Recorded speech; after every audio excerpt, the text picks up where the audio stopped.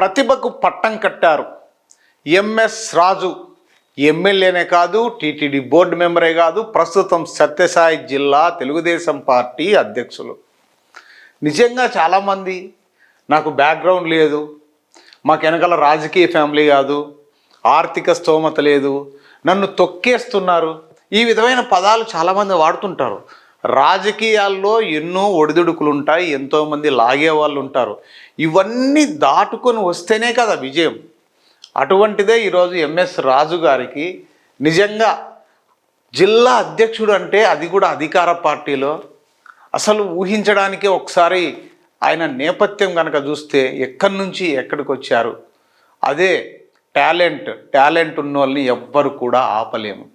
ఏదో ఒక సినిమాలో రవితేజ సైడ్ క్యారెక్టర్ ఆర్టిస్ట్గా ఉంటాడు.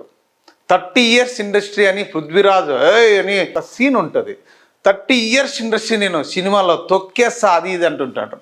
కానీ ఇదే రవితేజ ఒక్క ఛాన్స్ వస్తే నేనేందో చూపిస్తా అంటారు.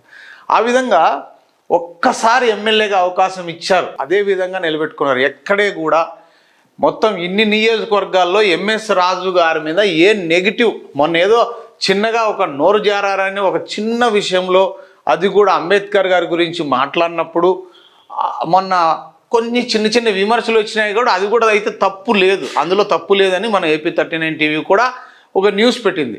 సో నేనేమంటానంటే, ఇలాంటి వారికి అవకాశం వస్తే ఇక అవధులు ఉండవు.